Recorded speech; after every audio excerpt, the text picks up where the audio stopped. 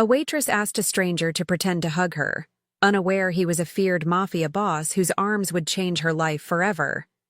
One word for how you feel today. Drop it below. Like plus subscribe to join hearts like yours. Emma Tyler glanced at the wall clock for the 5th time in 10 minutes. 2 more hours until her shift ended at Bellissimo, Chicago's most exclusive Italian restaurant. Her feet ached, but the prospect of substantial tips kept her moving efficiently between tables. "Order up for table 12, Marco called from the kitchen. Emma balanced the tray of steaming pasta dishes, navigating through the dimly lit dining room with practiced grace. The restaurant's atmosphere was deliberately intimate, rich mahogany panels, low lighting, and secluded booths that offered privacy to guests who could afford it. She felt it again. That uncomfortable prickling sensation of being watched. Slowly, Emma turned toward the source. Table 15. 3rd night this week. The man's eyes never left her, following her movements with an intensity that made her skin crawl. He'd requested her section specifically, according to her manager. Left generous tips, but stayed too long, asked too many personal questions. As she pushed through the swinging kitchen door, Elena, another waitress, grabbed her arm. "He's asking for you again, 3rd time tonight." Emma suppressed a groan. "Can't you tell him I'm busy?" "I tried. He insists it has to be you." Elena's expression turned sympathetic. "Want me to get Marco to step in?" "No," Emma sighed. Tips from this job were putting her through nursing school. "I'll handle it." When she approached table 15, the man's face lit up with a smile that didn't reach his eyes. "Finally." "I was beginning to think you were avoiding me, Emma." The way he said her name like he owned it made her stomach twist. "Is there something wrong with your meal, sir?" "Everything's perfect when you're here." He reached for her wrist. "I was thinking, when do you finish tonight? I'd like to continue our conversation somewhere more private." Emma stepped back. "I'm sorry, sir, but I don't socialize with customers. House policy." His smile hardened. "Policies can be broken. I'll wait for you outside." "That won't be necessary. I insist." His fingers drummed against the table. "I know which bus you take home." Emma felt the blood drain from her face. She hadn't told him anything about her commute. Before she could respond, the restaurant's atmosphere shifted. A strange hush fell over the normally bustling dining room. Heads turned subtly, conversations dimmed. Even the soft, classical music seemed to fade into the background. The maitre d' moved with unusual haste toward the entrance. Emma followed his gaze to the man who had just entered. He stood in the doorway like he owned not just the restaurant, but the very ground it was built upon. Tall, with broad shoulders accentuated by an impeccably tailored black suit. Dark hair swept back from a face that might have been sculpted from marble. But it was his eyes that commanded attention. Dark, intense, missing nothing. 2 men flanked him, their stances alert despite their casual appearance. The maitre d' nearly bowed as he greeted the newcomer, gesturing toward a secluded corner booth that Emma knew was always kept reserved, yet rarely occupied. "Who is that?" she whispered to a passing server. The young man looked at her like she'd asked who the president was. "That's Mr. Castellano," he muttered under his breath. "Don't make eye contact unless he speaks to you first." Emma watched as Mr. Castellano moved through the restaurant. He acknowledged no one, yet everyone acknowledged him. With nods, with averted eyes, with a palpable mixture of respect and fear. "Mr. Castellano's usual," the maitre d' murmured as he passed Emma. "Take it yourself." And Emma. His voice dropped even lower. "Perfection only. Understand?" Nodding, Emma retreated to the bar where the bartender was already preparing a tumbler of amber liquid. "No ice," she noted. The bartender's hands trembled slightly as he placed it on her tray. She placed the drink on the table with a steady hand. "Your whiskey, Mr. Castellano. Will you be dining tonight as well?" Up close, he was even more imposing. A subtle scent of expensive cologne mingled with something darker, more dangerous. His fingers, bearing a heavy gold ring, traced the rim of the glass. "Just the drink for now," he replied, his voice a low rumble that somehow carried authority without volume. Emma nodded and turned to leave, but the movement brought her face to face with her problematic customer from table 15, who had risen and was now watching Mr. Castellano with a strange expression. Their eyes met, and Emma felt a chill as the man smirked and mouthed, "Later." For the next hour, Emma worked methodically, but she couldn't shake the feeling of dread about her stalker's promised wait outside. Approaching Elena during a lull, she whispered, "Can you walk me to the bus stop tonight?" "Can't, sweetie. I'm closing." Elena squeezed her arm. "Is it that guy again? Table 15? Emma nodded. "He said he knows which bus I take home." "Shit, that's creepy." Elena frowned. "Ask Marco to call you a taxi? On my budget?" Emma sighed. "I'll figure something out." As closing time approached, Emma's anxiety peaked when she noticed table 15 was empty. The man had left without her noticing. She peered through the blinds at the darkened street, spotting a figure leaning against a lamppost directly across from the employee exit. Her heart sank. There he was, checking his watch, waiting. Emma's mind raced through her options. The bus stop was 3 blocks away, too far to make a run for it. She had pepper spray in her bag, but the thought of using it, and what might happen if it failed, made her stomach clench. A movement in her peripheral vision caught her attention. Mr. Castellano was preparing to leave, his bodyguards already alerting the valet.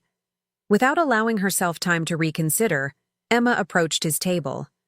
"Excuse me, Mr. Castellano," she said quietly, heart hammering in her chest.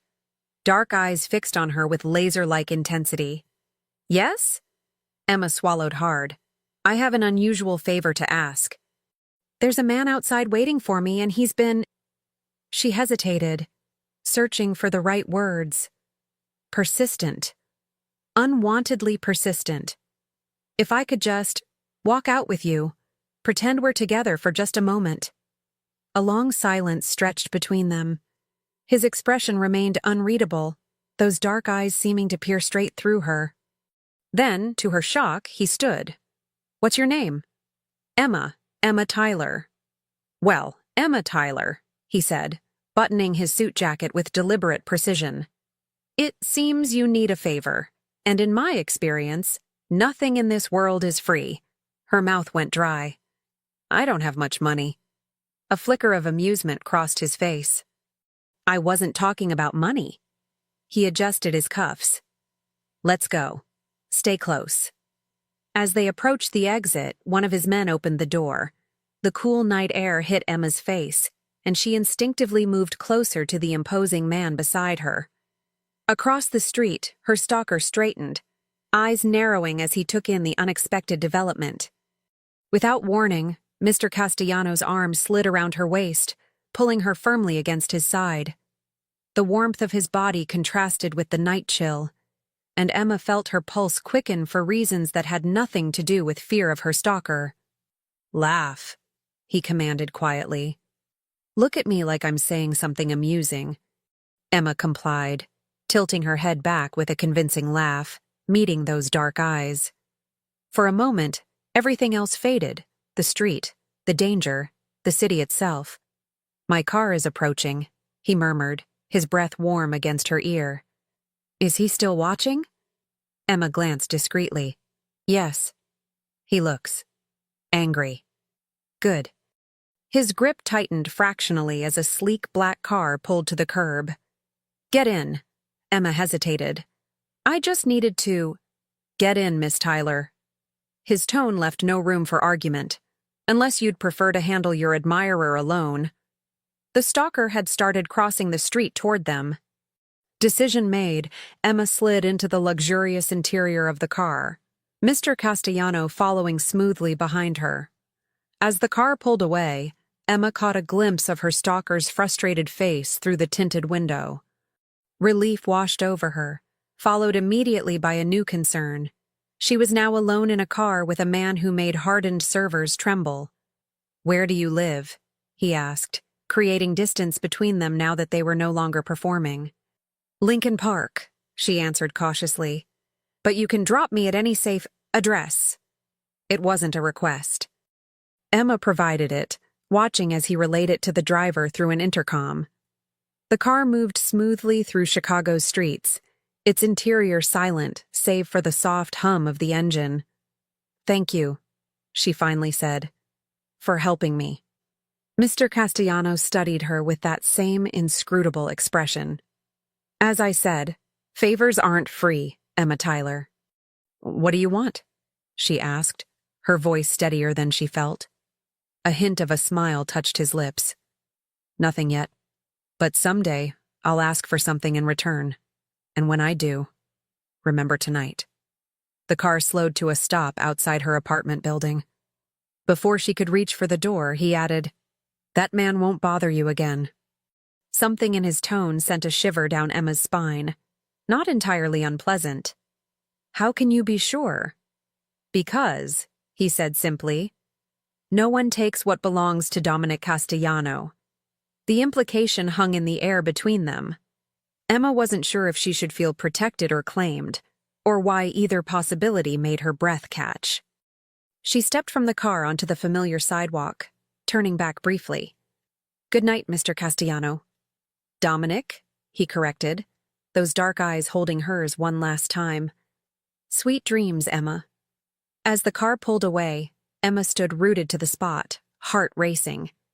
Something told her that her life had just changed irrevocably, with consequences she couldn't begin to imagine. Emma hadn't seen her stalker in the 2 weeks since that night. Not at the restaurant, not at her bus stop, not lurking near her apartment. It was as if he'd vanished into thin air. And while she was relieved, a persistent question nagged at her. What exactly had Dominic Castellano done to make him disappear? She'd asked around discreetly about her mysterious rescuer. The responses ranged from nervous silence to vague warnings to, forget you ever met him. One thing became clear. Dominic Castellano was not a man whose name people spoke freely.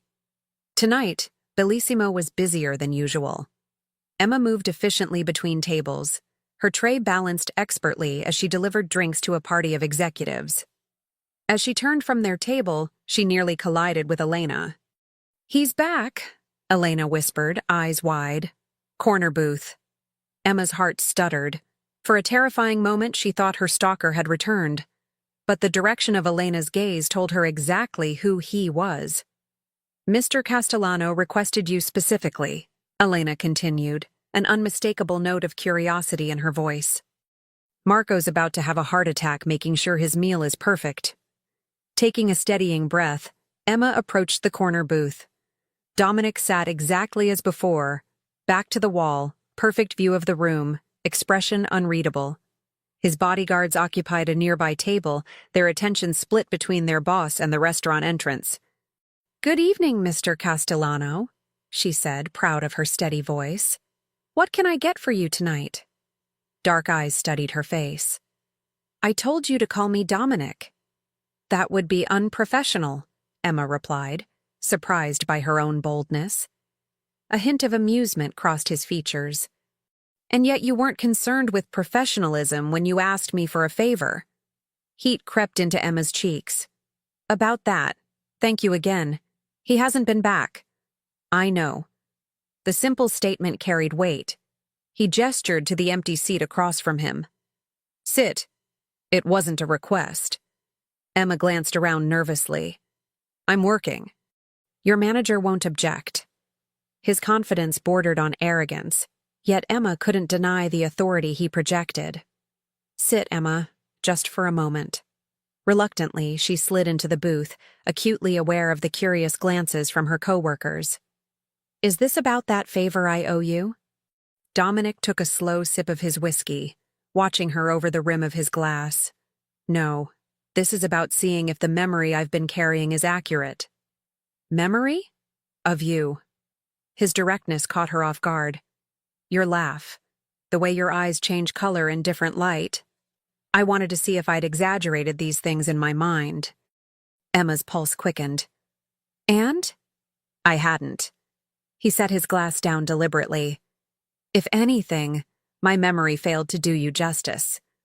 She should have been wary of such blatant charm. Instead, she found herself fighting a smile. Do lines like that usually work for you? For the first time, she saw genuine surprise in his expression, quickly replaced by something like appreciation. You're either very brave or very foolish to speak to me this way. Maybe both, Emma admitted. Or maybe I just don't know enough about you to be appropriately intimidated. Something shifted in Dominic's eyes. A darkening, a warning. Perhaps that's for the best. A heavy silence fell between them. Emma became aware of the restaurant's ambient sounds, clinking glasses, murmured conversations, the subtle notes of classical music. All of it seemed distant compared to the intensity of the man sitting across from her.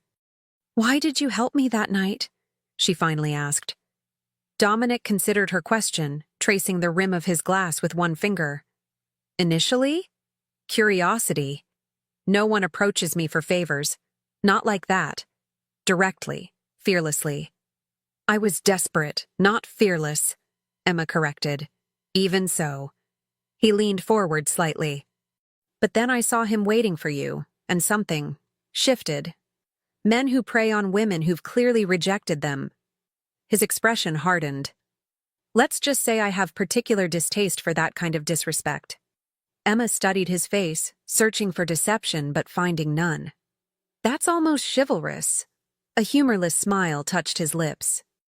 Don't mistake selective principles for chivalry, Emma. I'm not a good man. The conviction in his voice sent a chill through her.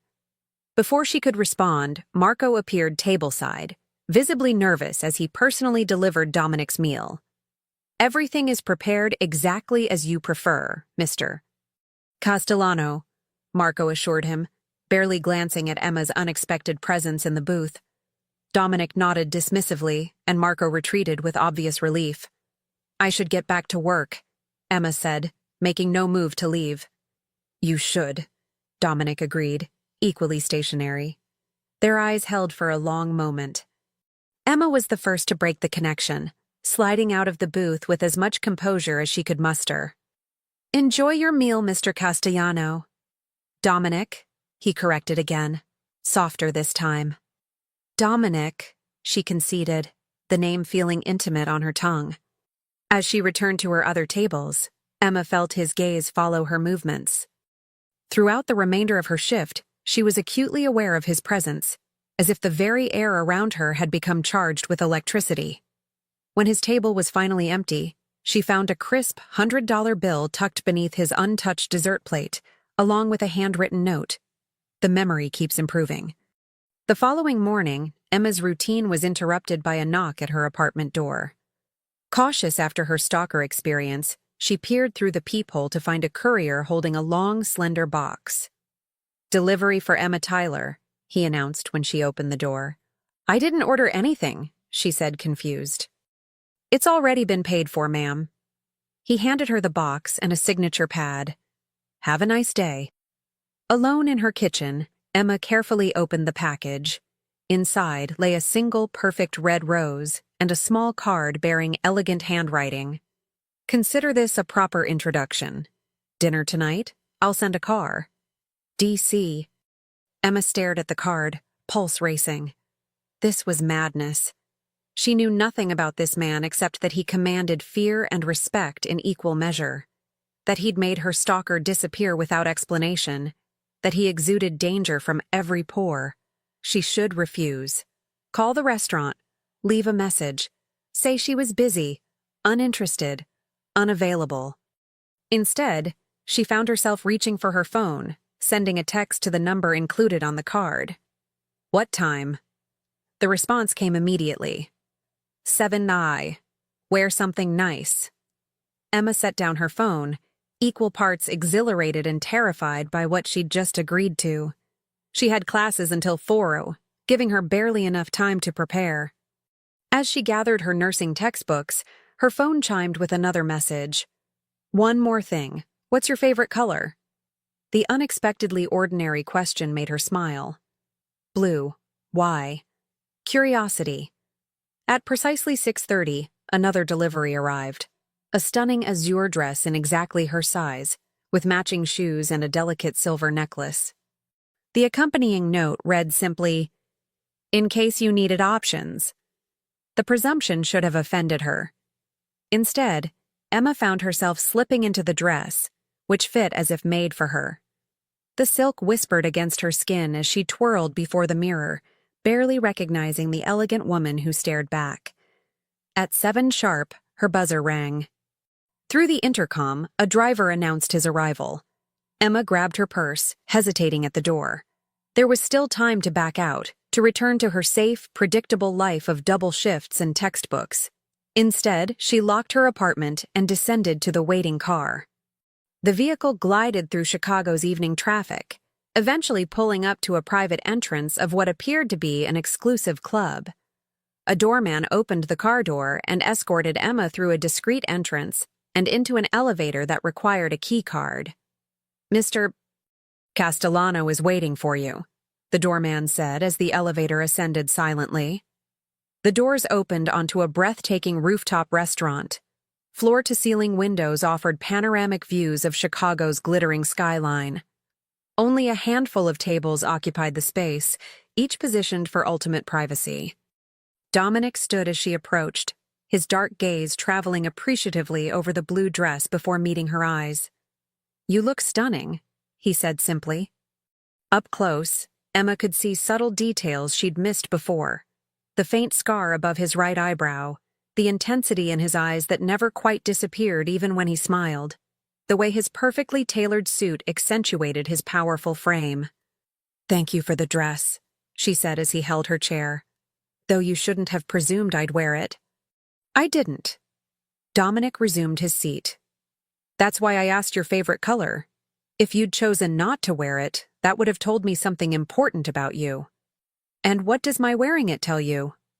A smile played at the corners of his mouth. "That you're practical, and perhaps a little curious about me too."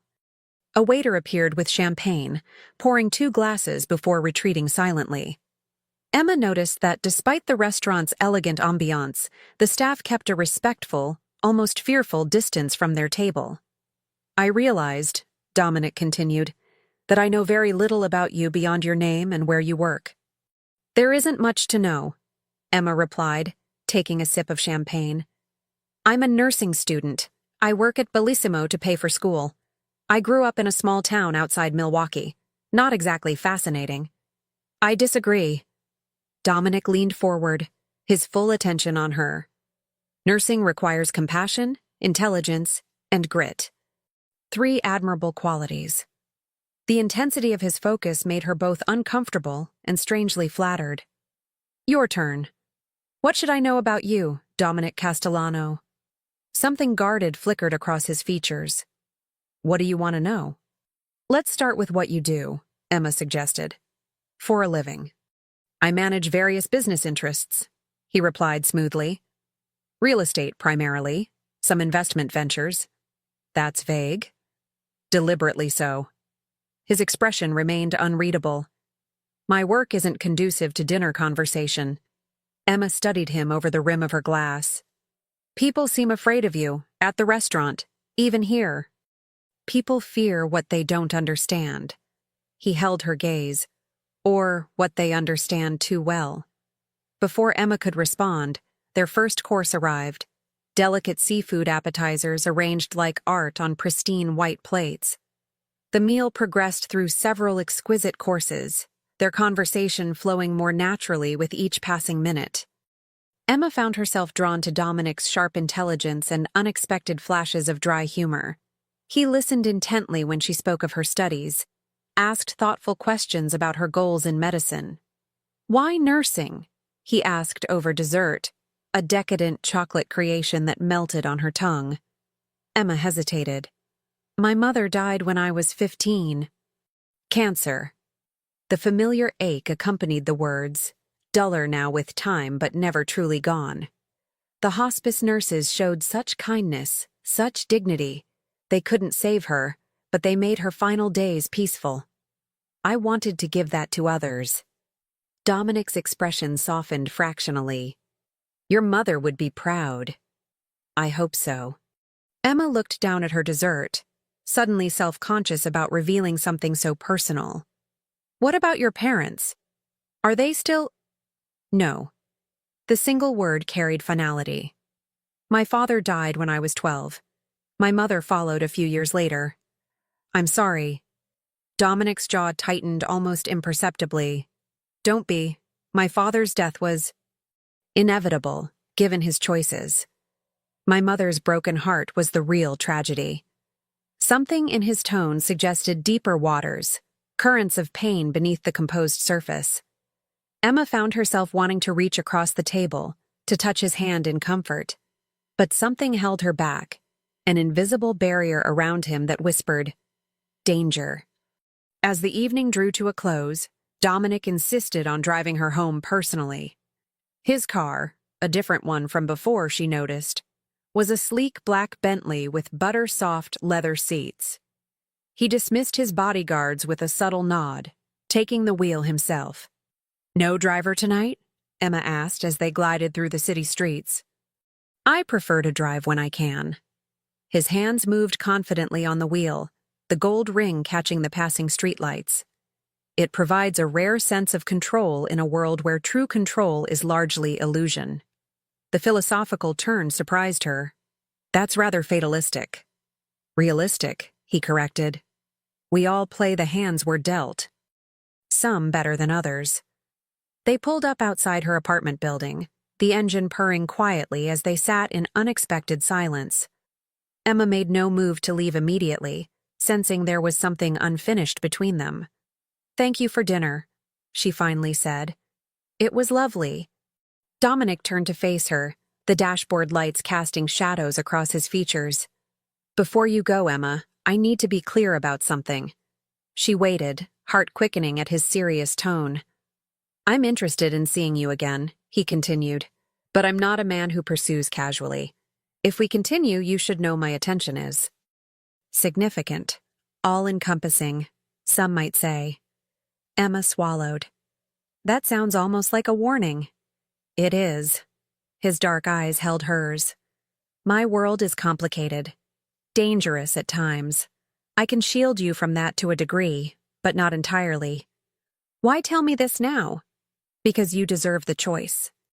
He reached out, his fingers brushing her cheek with unexpected gentleness. While you can still make it freely.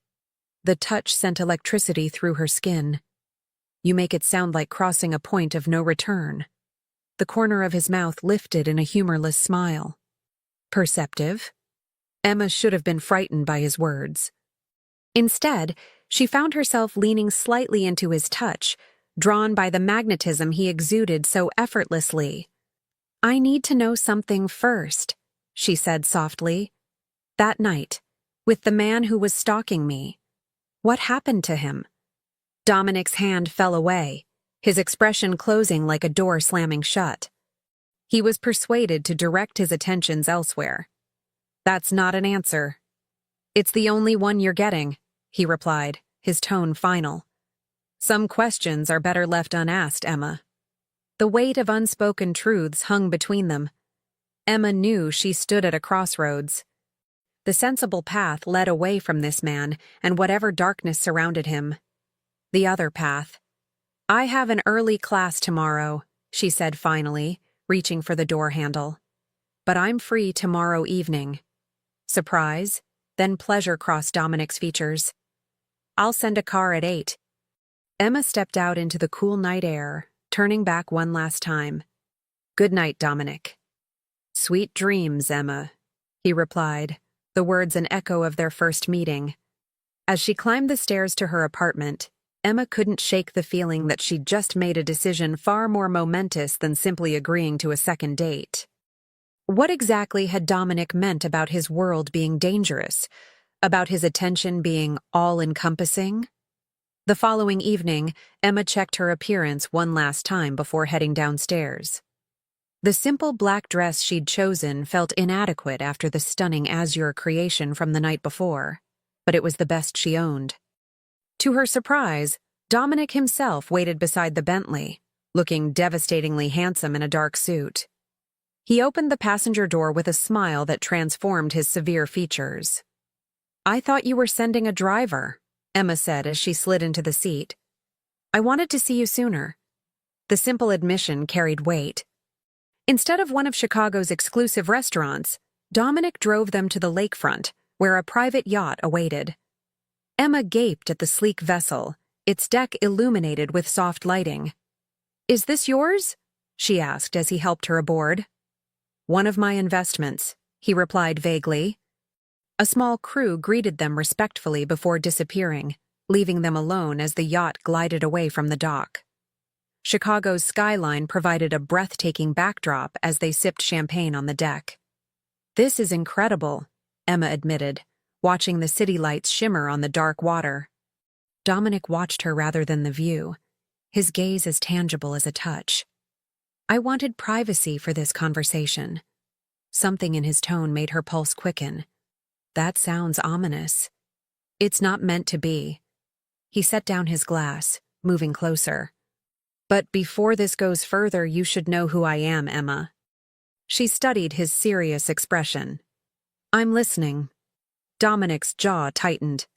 "My family name is Castellano. It means something in Chicago. Has for generations." "In what way?" Emma asked, though a creeping certainty was already forming in her mind. "My grandfather came from Sicily in the 1940s, built an empire from nothing." His eyes never left hers, watching for her reaction. "Some call it organized crime. I prefer to think of it as alternative business." There it was, the confirmation of what part of her had suspected since that first night. Emma's mouth went dry. "You're saying you're—" "The head of the Castellano family. No pride, no shame. Simple fact. Some would call me a mafia boss, though I find the term reductive." Emma's mind raced, processing implications. The fear in people's eyes at the restaurant, the way her stalker had vanished without a trace, the bodyguards, the wealth, the power. "Say something," Dominic urged when her silence stretched too long. "Did you hurt him?" she finally asked. "The man who was stalking me." Dominic's expression hardened. "He's alive, if that's your concern, but he understands that his interest in you was unhealthy." "How can you be certain?" A dangerous smile curved his lips. "My reputation is persuasive." Emma moved to the railing, needing space, air. The city lights blurred as her thoughts tumbled over one another. She should be terrified, should demand to be taken back immediately. Instead, she felt a bewildering mix of emotions. Caution, certainly, but also a perverse thrill. "Why tell me now?" she asked without turning. She felt rather than heard him approach, his presence warm at her back. "Because I respect you too much to deceive you," Dominic answered, his voice low. "And because what I feel for you is unexpected, powerful. I don't enter relationships lightly, Emma." She turned to face him. "Relationships? We've had one dinner. And yet here we are." His eyes held hers. "Tell me you don't feel it too, this pull between us." "It's been there since the moment you asked for my help." Emma couldn't deny the attraction that hummed between them like a live wire. "Even if I do, this is complicated." "Life is complicated," he countered. "Mine more than most. But with complexity comes certain advantages." "Such as?" "Protection, security." His hand came up to brush a strand of hair from her face. "Devotion." The word hung in the air between them. Emma searched his eyes for deception but found only intensity, a burning focus directed solely at her. "You barely know me," she whispered. "I know enough." His thumb traced her jawline. "I know you're brave, intelligent, compassionate. I know you make me want things I haven't wanted in a very long time." Her breath caught. "What things?" "Connection," he admitted. "Something real in a world built on lies and appearances."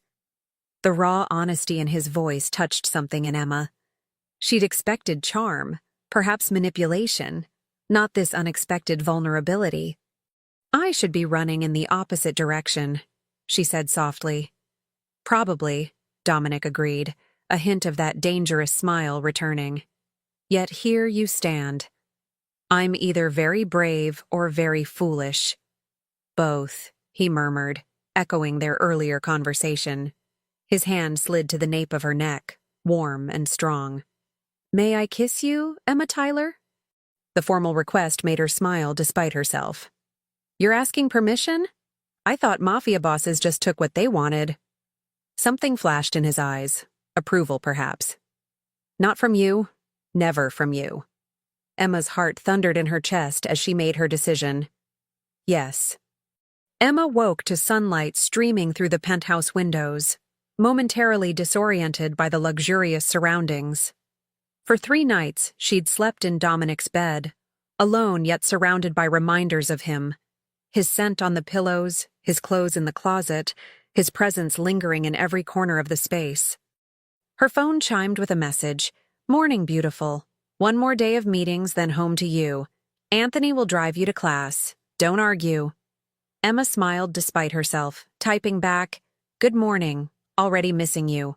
And I can take the bus. The response came immediately. Humor me, please. That please was what always undid her. For a man accustomed to commanding, Dominic's occasional vulnerability with her, those small moments when he asked rather than directed, never failed to touch something deep within her. Fine, but only because you said please, she conceded. After showering in his ridiculously opulent bathroom, Emma dressed for class, gathering her textbooks and notes. She'd fallen into a strange routine these past 3 days. Classes during the day, evenings spent in Dominic's penthouse.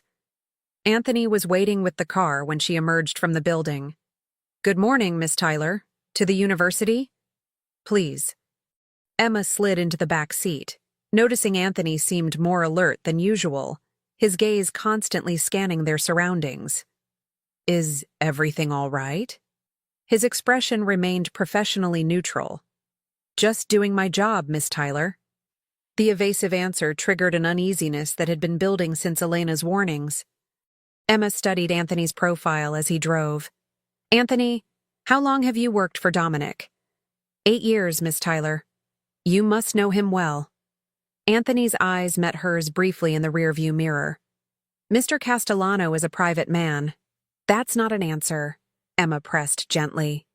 A hint of a smile touched Anthony's normally stoic face. No, it's not. After a pause, he added, He's a good employer, fair, loyal to those who are loyal to him. And those who aren't? The question slipped out before Emma could stop it. Anthony's expression closed again. I wouldn't know, Miss Tyler. I've never given him reason to question my loyalty. As they pulled up to the university campus, Emma caught sight of a dark sedan parked across the street. Something about it raised goosebumps on her arms. It seemed out of place, its windows tinted too dark to see inside. Anthony followed her gaze, his posture subtly shifting. Go to class, Miss Tyler. I'll be here at 4. The warning in his tone was unmistakable. Emma hurried into the building, unsettled by the exchange. Throughout her lectures, she found herself distracted, gaze repeatedly drawn to the windows, searching for the mysterious sedan. By the time her final class ended, Emma had nearly convinced herself she was being paranoid. Elena's warnings had made her jumpy, seeing threats where none existed. Anthony waited precisely where he'd left her, opening the car door as she approached. Directly to the penthouse, Miss Tyler. Actually, I need to stop by my apartment first, she decided. Pick up some more clothes. As they neared her apartment building, Emma's uneasiness returned. Anthony's knuckles were white on the steering wheel, his normally impassive face tight with concentration. Anthony, what's going on? She demanded. And please don't tell me nothing. He hesitated, clearly weighing his response. Mr. Castellano asked me to be particularly vigilant while he's away. Why? Is there some specific threat? Another hesitation. It's just a precaution, Miss Tyler. Anthony insisted on accompanying her into the building, waiting in the hallway as she packed additional clothes. Emma moved around her small apartment, the space feeling strangely unfamiliar after just days in Dominic's penthouse. As she zipped her bag, her phone finally chimed with Dominic's message. Meeting running longer than expected. Maybe late tonight. Don't wait up. Emma frowned at the uncharacteristically brief text. Normally, his messages were more attentive, more personal. This felt rushed, almost dismissive. Everything okay? She wrote back. The response took several minutes. Fine. Just business. Call you when I can. Something about his tone, even through text, felt off. Combined with Anthony's unusual vigilance, Emma's anxiety climbed another notch. When they returned to the car, Anthony opened the trunk to stow her bag. Emma froze at the sight of what lay inside, a sleek black case that could only contain a weapon, and what appeared to be a bulletproof vest partially covered by a blanket. Anthony quickly closed the trunk, his expression giving nothing away. Ready, Miss Tyler? The drive back to Dominic's penthouse passed in tense silence. As they approached the Gold Coast, Anthony suddenly cursed under his breath, eyes fixed on the rearview mirror. What is it? Emma twisted in her seat, looking behind them. Nothing to worry about, Anthony replied, his calm tone belied by the way he accelerated through a yellow light. Just taking a different route. Emma caught a glimpse of a dark sedan several cars back, similar to the one she'd seen near campus. Are we being followed? Anthony's silence was answer enough. He made a series of turns, his movements precise but urgent. The sedan stayed with them, maintaining a consistent distance. Miss Tyler, Anthony said evenly, when we reach the building, I want you to go directly inside. Don't stop, don't look back, understood? Fear tightened her throat. Anthony, you're scaring me. It's just a precaution, he repeated, though the tension in his voice betrayed him. When they pulled up to Dominic's building, Anthony scanned the street before opening her door. Quickly now. Emma hurried toward the entrance, heart hammering in her chest. The doorman nodded respectfully as she passed, giving no indication that anything was amiss. Inside the private elevator, Emma leaned against the wall, trying to calm her racing pulse. Was she overreacting? Maybe Anthony was simply being cautious, following Dominic's orders to protect her. But from what? From whom? The penthouse was silent and dimly lit when she entered. Emma moved through the space, setting her bag in the bedroom. His scent lingered on the pillows, expensive cologne with undertones of something uniquely him. She wandered into the kitchen, finding a note propped against a wine bottle. Made sure the fridge was stocked. Help yourself to anything. Call if you need me, anytime, day or night. Miss you. D. The thoughtfulness of the gesture made her smile despite her troubled thoughts. Emma opened the refrigerator to find it filled with her favorite foods, fresh berries, Greek yogurt, the specialty bread she'd mentioned liking from a bakery across town. After eating, she wandered the penthouse, seeing it with new eyes. The lack of personal touches struck her again. No family photos, no mementos. In his home office, Emma hesitated at the threshold. She'd never entered this room before. Dominic always kept the door closed. Now it stood ajar, inviting exploration. The office was immaculate, everything in its place. A large desk dominated the space, its surface clear except for a closed laptop and a single framed photograph. Curious, Emma approached, lifting the frame to examine the image. A much younger Dominic stood beside an older woman with the same dark eyes and proud bearing. His mother, perhaps. They were posed before what appeared to be a villa somewhere Mediterranean, sunshine glinting off whitewashed walls. Emma replaced the photo carefully, attention drawn to a bookshelf containing leather-bound volumes and what appeared to be financial records. Nothing incriminating, nothing to confirm or deny Elena's accusations. What had she expected? A ledger of illegal activities? Photographs of enemies? The mundanity of the space was almost disappointing. As she turned to leave, Emma's hip bumped the desk, jostling a drawer that hadn't been fully closed. It slid open to reveal a handgun nestled in a custom holder. Her breath caught. The weapon's presence shouldn't have shocked her. Dominic had never pretended to be anything other than what he was. Yet seeing tangible evidence of the danger that surrounded him made everything suddenly, viscerally real. Emma closed the drawer quickly, heart racing. She retreated to the bedroom, changing into the silk pajamas Dominic had given her last week. As she slipped between the sheets, his scent enveloped her, both comforting and confusing. Her phone lit up with a message. Just landed in New York. Are you at the penthouse? Emma hesitated before responding. Yes, in bed already, long day. Everything okay? You seem distant. Even through text, he could read her mood. Emma stared at the ceiling, considering how to respond. She could share Elena's warnings, confront him directly. But what would that accomplish? He'd never hidden who he was. Just tired, she replied finally. Missing you. The response came quickly. I'll be home as soon as I can. Sweet dreams, Emma. Home. The word caught her attention. This penthouse was his home, and he'd given her the key, invited her into his space, his life. Despite what she'd learned today, despite the gun in the drawer, Emma couldn't deny that she was falling for Dominic Castellano.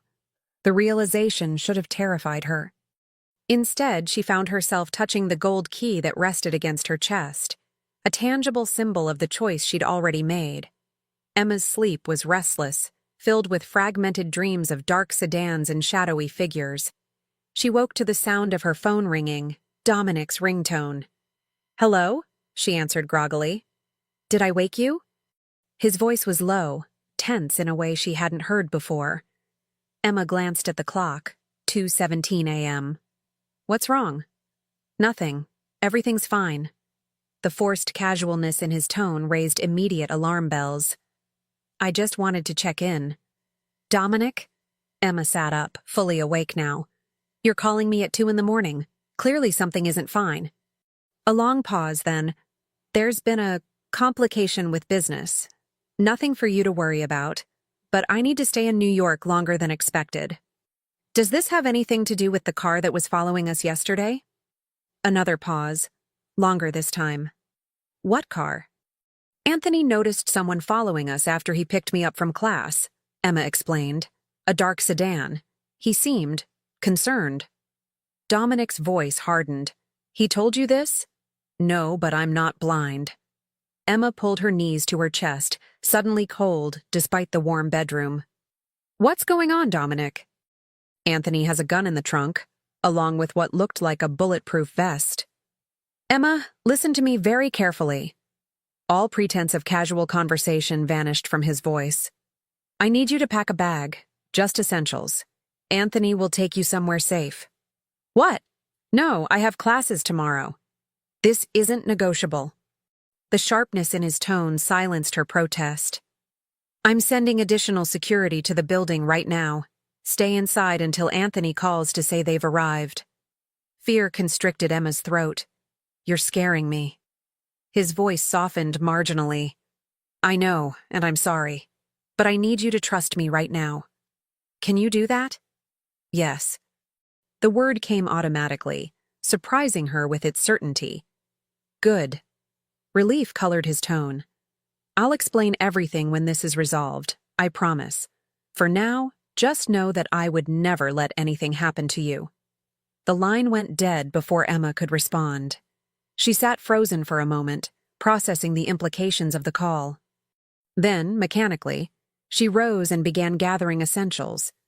A change of clothes, toiletries, her nursing textbooks, phone charger. Her hands trembled slightly as she zipped the bag.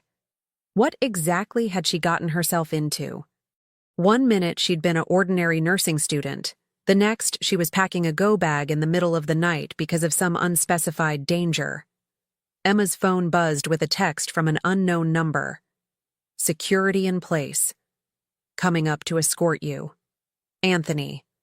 Moments later, the elevator chimed. Emma peered through the peephole to see Anthony standing in the hallway, accompanied by two grim-faced men she didn't recognize. "Miss Tyler," Anthony nodded as she opened the door. "We need to move quickly. These are associates of Mr. Castellano, Marco and Vincent." The men nodded curtly but said nothing. Both wore suits that did little to disguise their muscular builds, and Emma had no doubt they were armed. "Where are we going?" she asked, clutching her bag. "Somewhere secure," Anthony replied, taking her bag. "Mr. Castellano's instructions." The trip from the penthouse to the garage was tense, silent. Emma found herself sandwiched between Marco and Vincent in the elevator, while Anthony stood vigilantly at the front. Their expressions revealed nothing, but their alertness was palpable. In the garage, Anthony led them to a different vehicle than the Bentley, a nondescript black SUV with tinted windows. Marco took the wheel while Vincent slid into the passenger seat, leaving Anthony to sit beside Emma in the back. "I'll explain what I can once we're underway," Anthony said quietly as the SUV pulled out of the garage. Emma nodded, too overwhelmed to press for answers yet. The streets of Chicago were nearly empty at this hour, allowing them to move swiftly through the city. Emma noticed they took a circuitous route, doubling back several times before heading north. "We're being followed again, aren't we?" she finally asked, keeping her voice low. Anthony glanced at her with what might have been approval. "Not anymore. But yes, there was a vehicle tracking our movements earlier." "Who are they? What do they want?" "It's complicated." Anthony's expression remained stoic. "There's been a territorial dispute with another organization. Mr. Castellano was in New York negotiating a resolution." "And it didn't go well?" "Let's just say that diplomacy failed." Anthony's jaw tightened. The Rossi family apparently decided to apply pressure through alternative means. Emma's stomach dropped. I'm the pressure point." "You're important to Mr. Castellano," Anthony confirmed. "That makes you valuable leverage in their eyes." The clinical way he described it sent a chill through Emma. "And that's why we're running in the middle of the night? Because these people want to— what? Kidnap me? Hurt me?" "Mr. Castellano isn't taking chances with your safety." Anthony's tone softened fractionally. "For what it's worth, I've never seen him like this about anyone before." Emma absorbed this in silence, watching the city give way to suburbs, then to more rural landscapes as they continued north. After nearly 2 hours of driving, they turned onto a private road that wound through dense woods.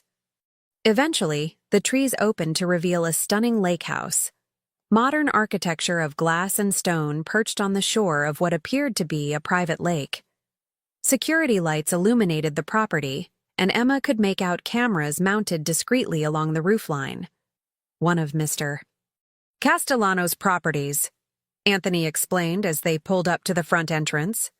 Remote, secure, and unknown to most of his associates. The interior of the lake house was surprisingly warm and inviting, less sterile than the penthouse, with comfortable furnishings and a large stone fireplace. Floor-to-ceiling windows overlooked the lake, though in the darkness Emma could see only the reflection of the room behind them. "There's a bedroom prepared for you upstairs," Anthony said, setting down her bag. "Try to get some rest. Marco and Vincent will patrol the grounds. I'll be in the security room monitoring the perimeter."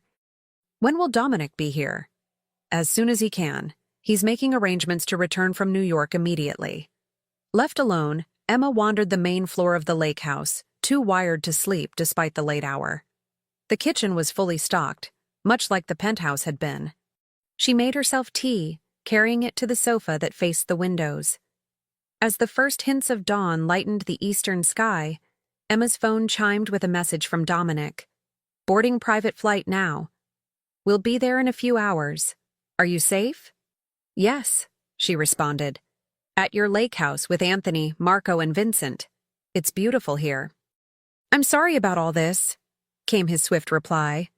"Not how I wanted to introduce you to that property." Emma smiled faintly. "I'm starting to wonder how many homes you have tucked away. Enough to keep you safe no matter what. Try to rest. I'll be there soon." Despite her exhaustion, Emma found herself unable to sleep. She showered and changed, then explored the house more thoroughly in the growing daylight. Unlike the penthouse, this place contained personal touches, books that appeared well-read, a collection of vintage jazz records, even a few framed photographs. One in particular caught her attention, a younger Dominic standing on the dock visible from the window, his arm around a teenage boy who shared his dark eyes and strong features. A nephew, perhaps? Dominic had never mentioned family beyond his deceased parents. Emma was studying the photograph when the sound of an approaching helicopter broke the morning stillness. Setting down the frame, she moved to the windows in time to see a sleek black chopper descending onto a pad near the lake. Her heart raced as a familiar figure emerged from the helicopter, ducking under the still spinning rotors. Dominic looked different, his usual impeccable appearance replaced by rumpled clothes and visible exhaustion. But his stride was purposeful as he approached the house, flanked by two men she didn't recognize. Emma met him at the door, relief washing over her at the sight of him. Without a word, Dominic pulled her into his arms, holding her tightly against his chest. She felt the rapid beat of his heart, the tension in his muscles, the way his hand cradled the back of her head, as if she were something infinitely precious. "Are you all right?" he murmured against her hair. "I'm fine," she assured him, pulling back enough to study his face. Dark circles shadowed his eyes, and a faint bruise was developing along his jaw. "You're not." Dominic's expression hardened. "Nothing that won't heal." He gestured to the men behind him. "This is Salvatore and Leo. They'll be joining the security detail." The men nodded respectfully to Emma before moving past to confer with Anthony. "Come," Dominic said, taking her hand and leading her through the house to a private study. Once inside, he closed the door, his shoulders sagging slightly as if a weight had been temporarily set down. "I owe you an explanation," he said, running a hand through his disheveled hair. "Several, I think." Emma crossed her arms, studying him. "Starting with why people are following me and why I had to flee your penthouse in the middle of the night." Dominic sighed, gesturing for her to sit while he poured 2 drinks from a decanter. "The Rossi family controls territory north of the city. For generations, there's been an understanding between our organizations, respect for boundaries, collaboration when beneficial, non-interference otherwise." He handed her a glass, which Emma accepted automatically. What changed? "The old man died 6 months ago. His son, Carlo, took over." Dominic's expression darkened. "He's young, ambitious, reckless, began pushing into our territory, interfering with our operations. I went to New York to meet with mutual associates, hoping to negotiate a peaceful resolution."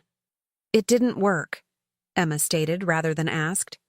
"No, Carlo refused to meet, sent intermediaries with insulting terms." Dominic's hand tightened around his glass. "When I declined, he escalated matters. By targeting me."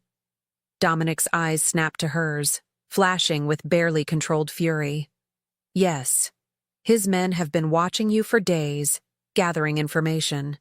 When it became clear they were planning to move against you, I had Anthony bring you here." Emma took a steadying breath. What exactly would they have done if they'd caught me? "Nothing pleasant." Dominic's voice was flat. "At minimum, used you as leverage to force concessions. At worst." He didn't finish the thought. "And now? Now we end this." The cold certainty in his tone sent a shiver down Emma's spine. "Not just for us. Carlo's recklessness threatens the stability we've maintained for decades. Peace benefits everyone." Emma set down her untouched drink. "By end this, you mean?" Dominic met her gaze directly. "I'm going to do whatever is necessary to ensure your safety and restore order. Beyond that, don't ask questions you don't want answers to, Emma." For 3 days, the lake house became a center of frenetic activity. Men Emma didn't recognize came and went, conferring with Dominic in his study behind closed doors. Security around the property doubled, then tripled. Anthony coordinated rotating patrols while Dominic spent hours on the phone, voice low and controlled. Emma observed it all with growing unease, feeling like a spectator in a play whose plot she only partially understood. Dominic was unfailingly gentle with her, but she couldn't miss the transformation that occurred when he stepped into his role as leader of the Castellano family. This was the man others feared: cold, calculating, ruthlessly efficient. He issued orders that were obeyed without question, made decisions that seemed to carry immense weight. Through it all, he kept Emma separate from his business, creating a bubble of normalcy within the storm. On the third morning, Emma woke to find Dominic's side of the bed empty. A note on his pillow simply read, "Had to go into the city. Back tonight. Stay at the house. Please." That please again, a vulnerability reserved only for her. Emma spent the day alternating between studying for an exam she would almost certainly miss and staring out at the lake, wondering what was happening in Chicago. Around sunset, she heard the distinctive sound of the helicopter returning. Relief flooded her as she hurried downstairs. Dominic entered the house alone, his expression unreadable, but his posture more relaxed than she'd seen in days. When he caught sight of her, something in his face softened. "It's over," he said simply. Emma studied him carefully. "What happened?" "Carlo Rossi has experienced a change of heart." Dominic removed his jacket, revealing the gun holstered at his side, a stark reminder of his world. "He's agreed to respect traditional boundaries and will be taking an extended vacation to recover from his recent stress." The clinical way he described what had clearly been a confrontation sent a chill through Emma. Did anyone get hurt? No one innocent. Dominic's tone made it clear the subject was closed. Later that evening, after a quiet dinner on the terrace overlooking the lake, Dominic led Emma down to the private dock. The night was clear, stars reflected perfectly in the still water.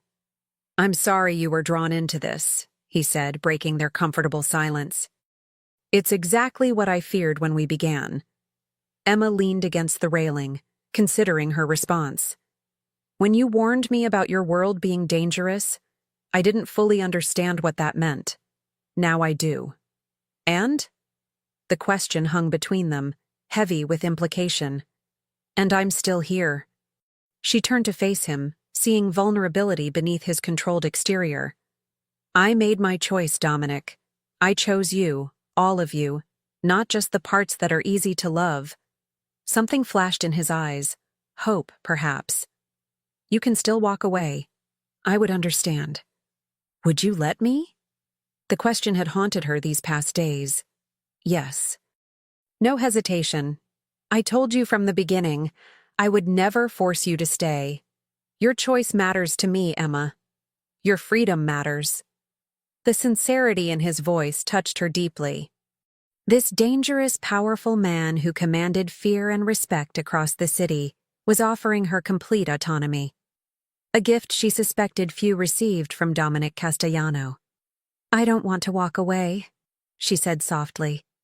"These past days have been terrifying and confusing, but they've also shown me something important." "What's that?" "That the man I've come to care for, the one who remembers how I take my coffee and leaves notes on my pillow, isn't separate from the man who protects what's his. They're the same person." Emma stepped closer to him. "And I think I'm falling in love with both sides of you." Dominic's breath caught visibly. He reached for her, cupping her face with a gentleness that belied the strength in his hands. "I've been falling since the moment you asked me for a favor," he admitted, voice rough with emotion. "No one has ever seen me the way you do, Emma. No one has ever made me want to be worthy of being seen." "You are." She covered his hands with her own. "Worthy." His kiss was gentle at first, then deepening with an intensity that left her breathless. When they finally parted, Dominic rested his forehead against hers. "I love you," he said simply. "More than I thought possible." Emma smiled, a warmth spreading through her chest. "I love you too." Later, as they lay tangled together in the master bedroom, Dominic traced lazy patterns on her bare shoulder. "I've been thinking about the future," he said quietly. Oh? Emma propped herself up on one elbow, studying his face in the moonlight streaming through the windows. My world is violent, Emma. Dangerous. I've accepted that as the price of power. His dark eyes held hers. But I want something different for us. For you. What are you saying? Dominic sat up, suddenly serious. I've begun transferring our family's interests to legitimate businesses. Real estate, investment banking, hospitality. It will take time, but eventually the Castellano name could mean something different.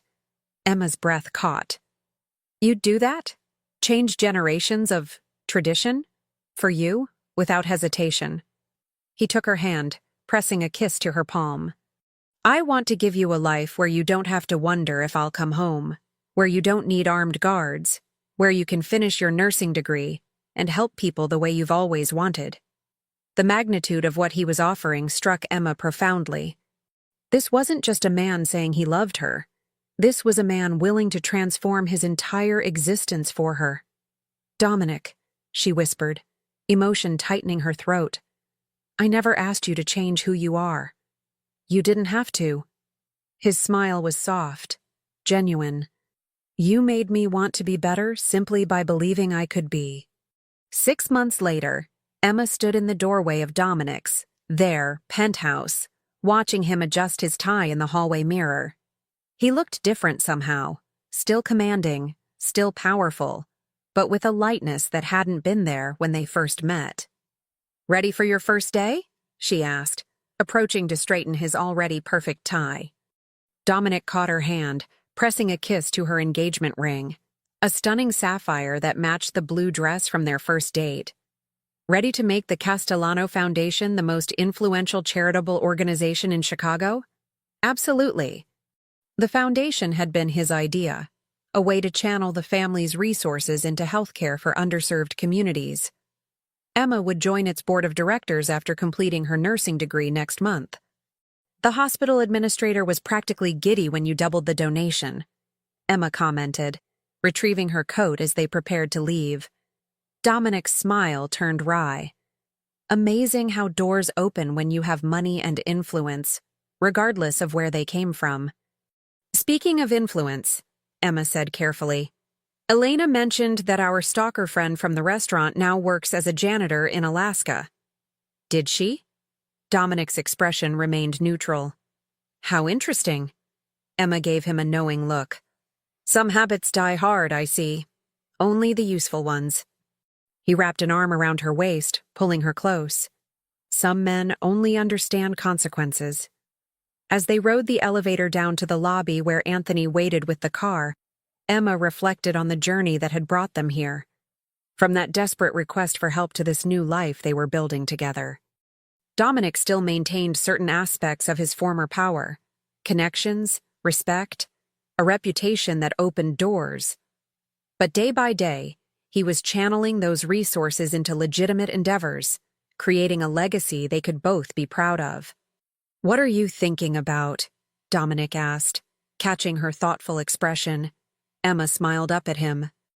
About favors, and how sometimes the most dangerous ones turn out to be the most worthwhile. Dominic's laugh was warm as he drew her closer. I think I got the better end of that particular deal. We both did, Emma replied, leaning into his embrace. We both did. As they stepped out into the bright Chicago morning, Emma felt the gold key that still hung around her neck, a reminder of the moment she'd made her choice, a symbol of the trust that had grown between them, the beginning of their story. What had started as a desperate gamble in a darkened restaurant had transformed into something neither of them could have imagined, a love powerful enough to change not just their lives, but an entire empire. And Emma wouldn't have had it any other way.